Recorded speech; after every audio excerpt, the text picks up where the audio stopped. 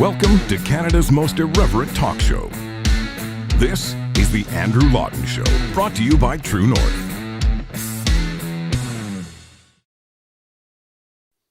Hello and welcome to you all. This is Canada's most irreverent talk show, the Andrew Lawton Show, here on True North on this Wednesday, December 14th, 2022, 11 days until Christmas. I know I am infuriating you with the Christmas countdown. I feel like I'm going to be accused of a hate crime, not because I am supporting the Christian holiday more than any other faith's holiday, but just because everyone is so stressed out that the reminder of how quickly approaching Christmas is will likely be the kind to induce vast levels of hatred in society. But I take no responsibility for that. This is a free speech zone, a safe space for all opinions, and I thank you so very much for tuning in. So, this is one of those moments where before I get into the thick of it, I have to do a little bit of a victory lap here because I feel like this is one of those programs where I can say that the Andrew Lawton Show got action. Yesterday, I had an idea, which wasn't really prompted by anything specific, except for some of the general news that had been emerging with the Muskification of Twitter. And I was talking about how I think Elon Musk really needs to take a stand against the Liberal government in Canada and its efforts to regulate the internet, and specifically to force social media companies to pay mainstream media outlets, to force social media companies to remove content that fits the Liberal government's definition of so-called hate speech. And I did a very impassioned show about this. Spoke about it in a number of different contexts, and then I had also tweeted at Elon Musk, kind of calling on him, trying to bring attention to this. Anyway, I don't really think anything of it. A lot of people responded to the tweet, and I don't know if Elon's going to see it or not. I think an hour went by, and I figured out, okay, I guess he's busy doing other things like running his many companies. And then I wake up this morning.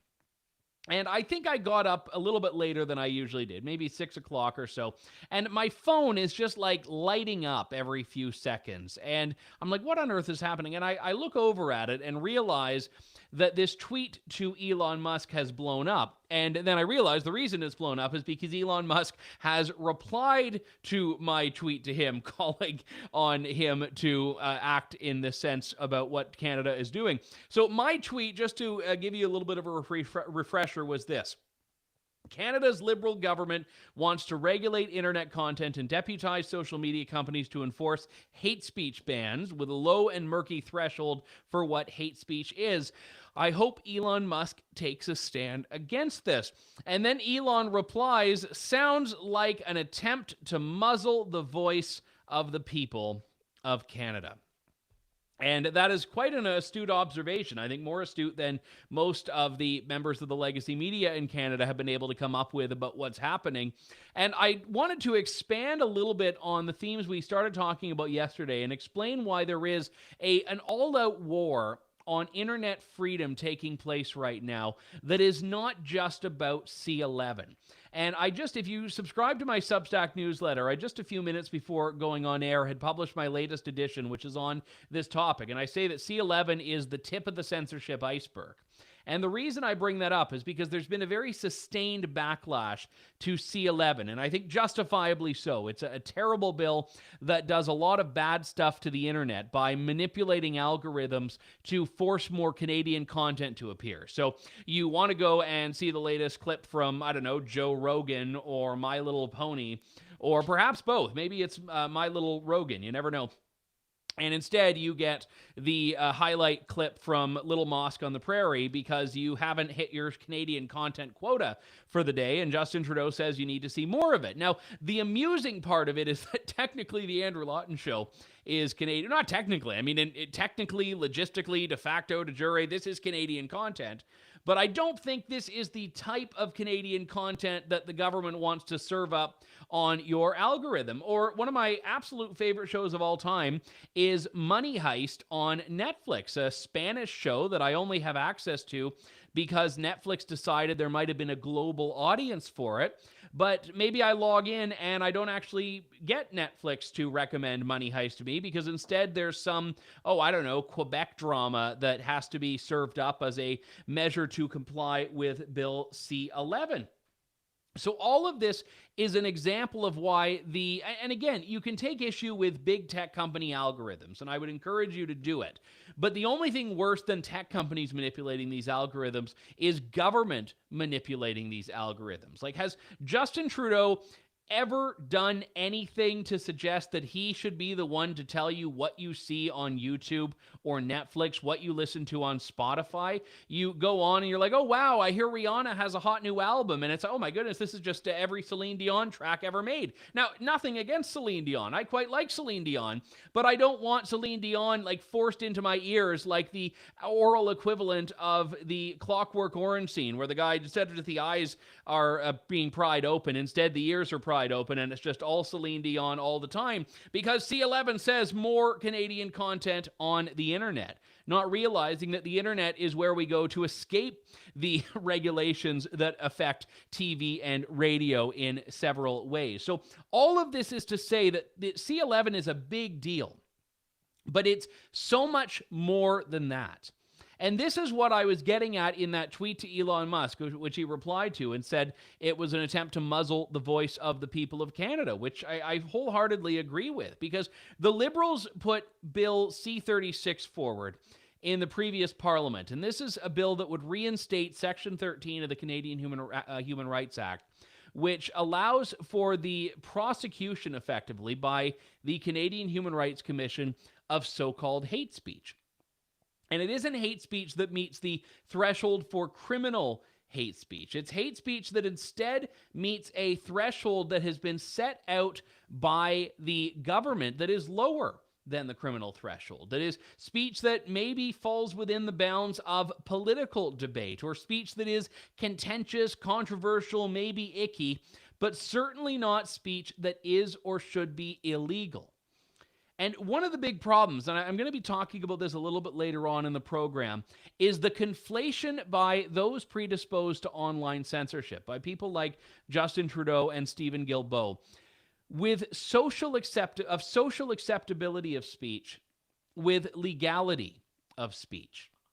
And I think that is a big challenge that comes up here. There is lots of speech that is objectionable, perhaps offensive, controversial, but that doesn't mean it's illegal. And freedom of expression, freedom of speech, I use those terms interchangeably. Now, if you talk to some Canadian legal scholars, there are a lot more distinctions than you may agree with, and certainly than I agree with. But nevertheless, they're all part of this same debate. And I think when we talk about the regulation of the internet, we can't look at C11 in isolation. But I do want to focus in a little bit more on it, because a lot of people have certainly heard about it and they understand some of the issues with it. But I don't know if people realize what the stakes of this are. And I think part of this is because the government has couched C11 in very benign sounding terms. Like, oh, it's just Canadian content. Oh, it's just modernizing. It's doing all these things. There's something wrong. We're not against modernization, are we? Well, that's not exactly what's happening here. Joining me on the line now from Open Media is the campaigns director, Matt Hatfield. Matt, good to talk to you. Thanks for coming on today. Hi there. Thanks for having me. So let's start. Why is this an issue for your organization, first off, C11? So I think C11 was drawn so broadly that it did pose a real expression risk to ordinary Canadians. So there's been a lot of debate since it was first introduced as C10 last year about our ordinary audiovisual posts, you know, the videos and podcasts and such that we as users put on the internet. Are they being treated as broadcasting content? And could the CRTC be regulating our individual expression? And in the version of C11 passed through the House, I think that was still a very real consideration, a very real concern. We're lucky that there's been an amendment during the Senate process that could fix that, but we'll have to see if the House ends up accepting that. Now, what was that amendment specifically? Yeah, so this comes from Senator Simons and Miville Deschênes, and together they essentially narrowed the scope of the bill. So previously, under C10, it just very clearly included all user expression, and people were very alarmed about that, understandably.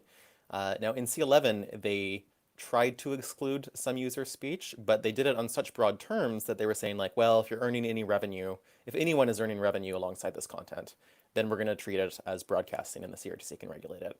Well, as you know, most things on the internet make revenue, right? Monetization on YouTube and make like $5 a month. You're now a commercial publisher like, Global News is, or some giant YouTube streamer. Exactly. And so the House didn't fix that. That was still a huge risk there. This amendment restricts the being treated as broadcasting to professional sound recording, and just does a much tighter job of making sure most of our posts should no longer be subject to the bill if this amendment is accepted. Now, I know Open Media has a petition calling on the government to fix this. So I just want to kind of drill down here. Is this just your view that this is inevitable and we have to try to make the best of it? Or do you actually think that at its core, it's trying to achieve a good thing, but going about it the wrong way? Well, I think a part of what it's trying to achieve isn't a bad thing. We don't think fundamentally treating the internet like broadcasting doesn't make sense. Like the internet is not broadcasting. All of us are making a million choices a day that we never got to make in the TV broadcasting world.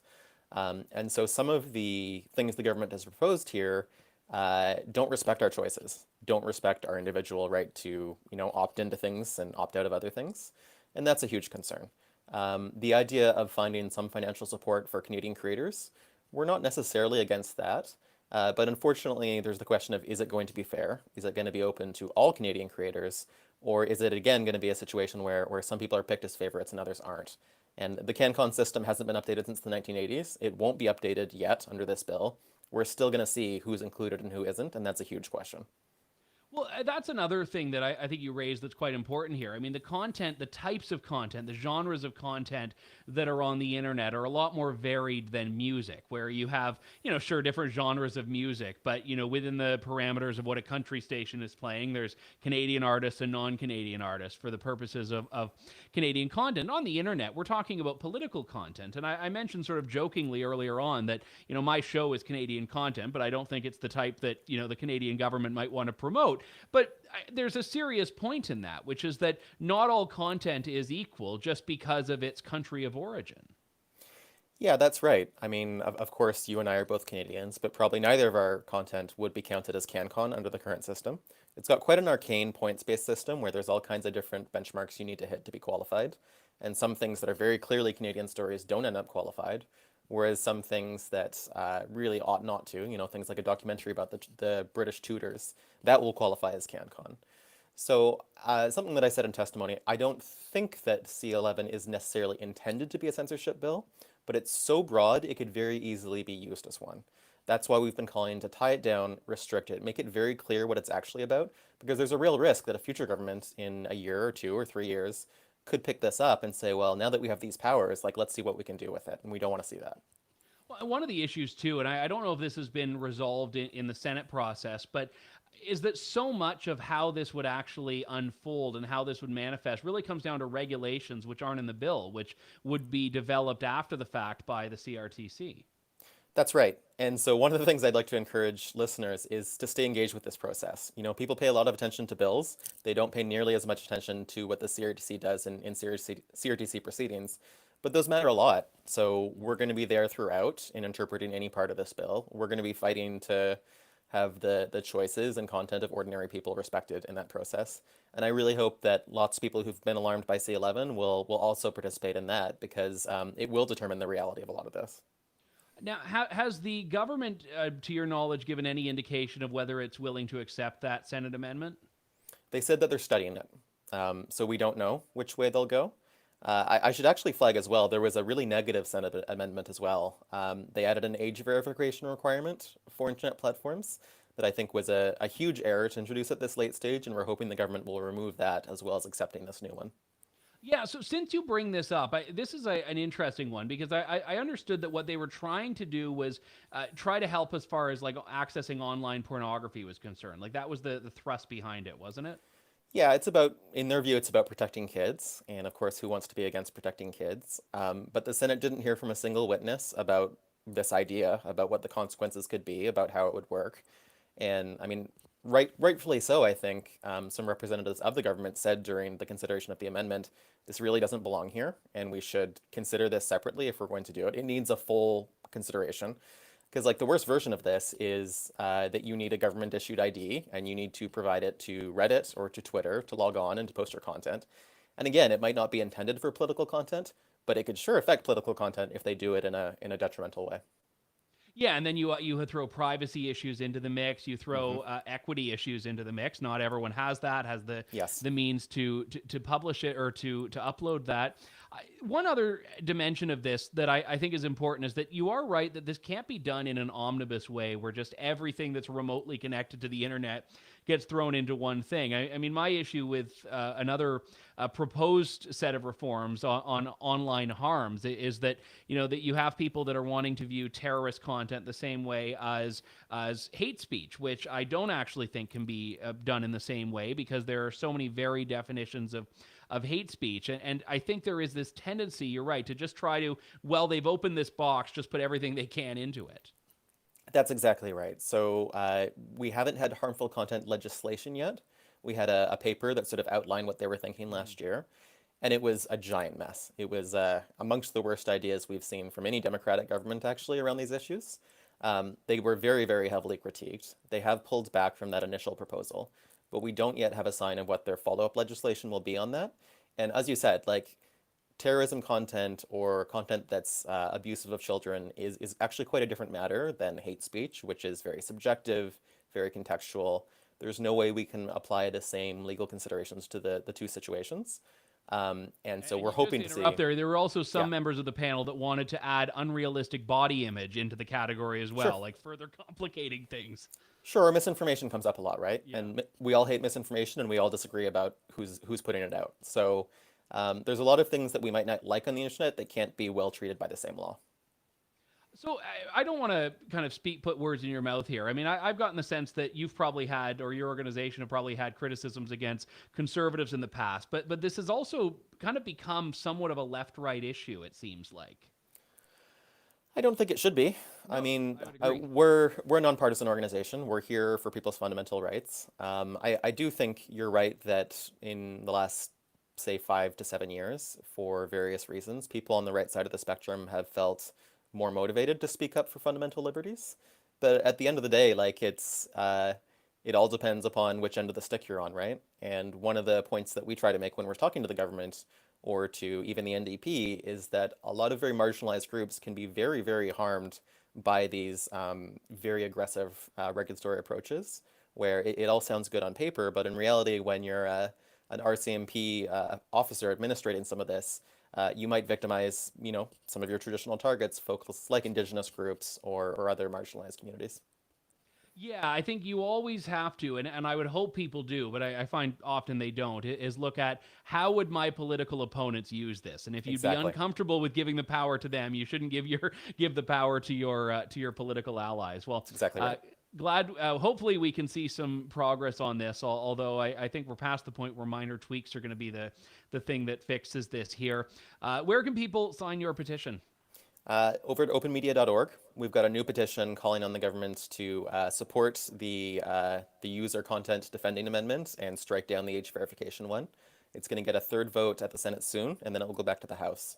So we are hopeful that both of those changes can be made. And although it's still going to be a pretty imperfect bill, it'll at least be less of a mess than it started as. And I think your point earlier about following it even beyond that as the regulations are developed is an important one. That is openmedia.org, Campaigns Director Matt Hatfield. Thanks very much for your time, Matt. Really appreciate it. Thanks so much. Yeah, this shouldn't be a left-right issue, and I think that's actually a good evergreen position to take on most things, which is if you're talking about giving the government a power or an authority in some way, you have to say, how would I feel if someone who hated my very existence had that power? I mean, we've talked about the Emergencies Act a lot on this show. You have to look at the longer-term implications of this. How would I feel if this were used against someone like me? You have to look at censorship provisions through this sense. How would I like it if someone had this power and could use it against me? And I think we're long past the point of being able to say, just trust us, which is what the government says about a lot of its internet regulations. And Stephen Guilbeault has probably been the worst messenger imaginable on C11, because every time he speaks, he gives what is basically a different definition of what C11 actually does and who it affects and who it targets and user-generated content. He's saying, no, it's not going after what you post online, and then, okay, well, maybe it's going after, and now if you make any money of it, you're an online publisher, but it doesn't matter how much. So all of a sudden, you could have a multi-million-dollar online publishing operation like, I don't know, Netflix, being treated the same way as some guy who just tries to make $100 a year just by running some ads on his silly YouTube videos. And what the government is claiming is happening here is that they're just trying to promote Canadian content. They're just trying to give the guy from Toronto a little bit of a leg up over the guy from Bucharest. Not to pick on YouTube streamers from Bucharest. I don't know if there are any particularly good YouTube streamers from Bucharest I need to be following. But now, to be honest, I'll never know about them. If C11 passes, I'll never find out who the hottest guy, not the hottest guy, I mean like the trendiest guy in Bucharest. But take from that what you will.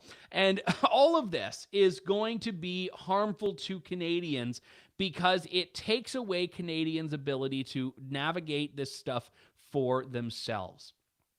And I go back to the stuff I started off the show talking about when we look at the broader package of reforms here. It's not just C11. It's also, to some extent, I mean, it may not be the biggest deal, but C18, which is the bill that forces Twitter and Facebook and Google to pay the Toronto Star and the Globe and Mail and perhaps Global News, to pay them. Why? Because Global News, the Toronto Star, and the Globe and Mail post their content voluntarily on Facebook and upload it to YouTube and tweet about it. Like, this is the most absurd thing ever. So what the government is doing is trying to orchestrate yet another bailout of legacy media.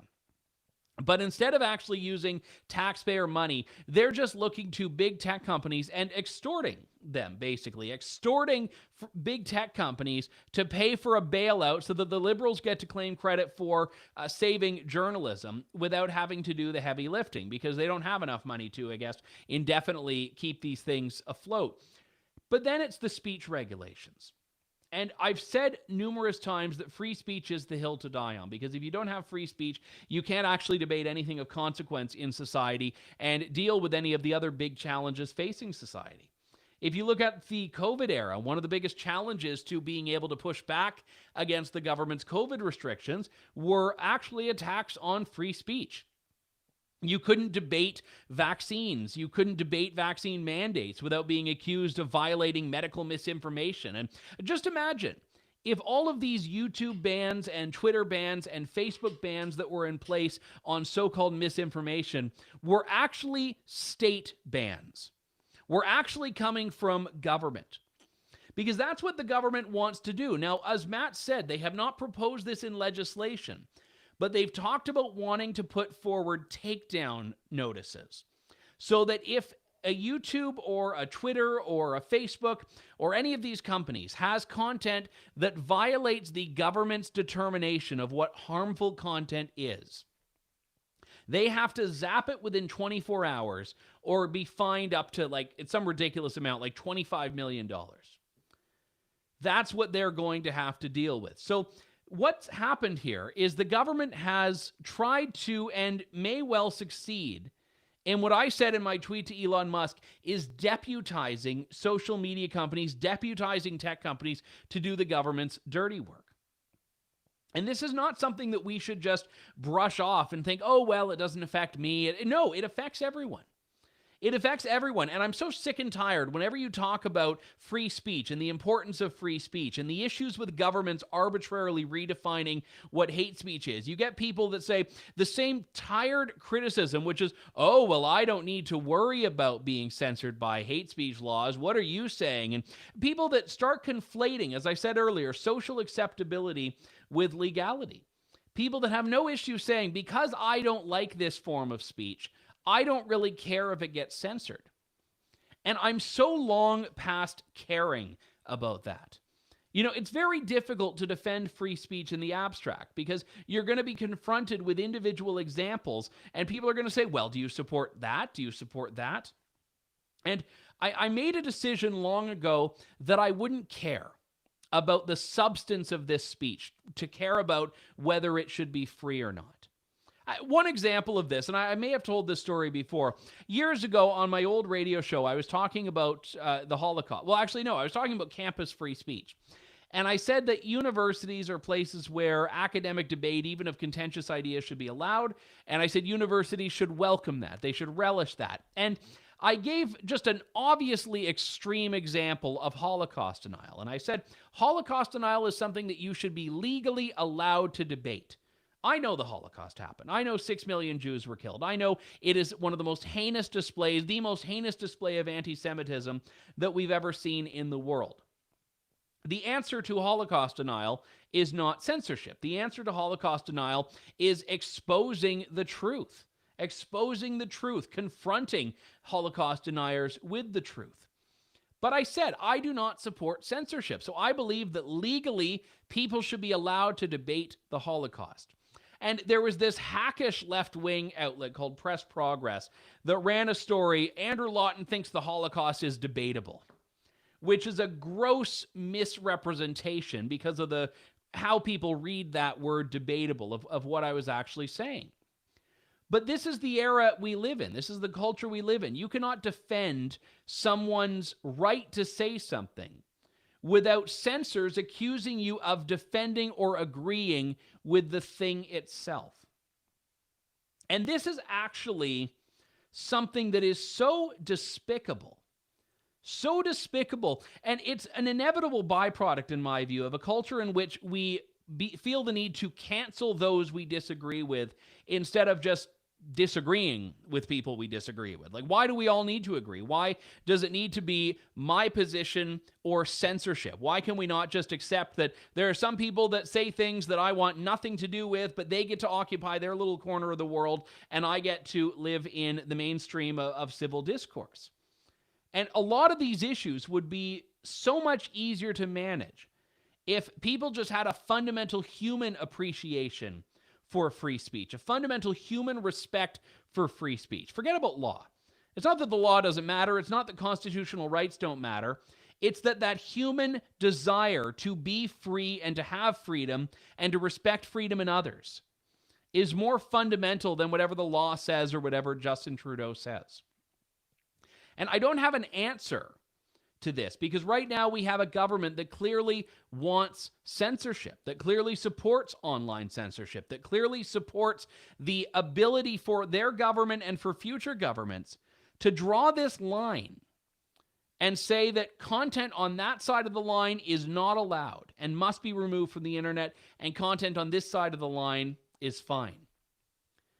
And you can't look at what the government has proposed without understanding that when the Liberals and others that are predisposed to online censorship use terms like hate speech, what they're actually talking about is not what most Canadians think of when they hear hate speech, which is, really vile, violent rhetoric. What they mean is content that they hate, speech that they hate.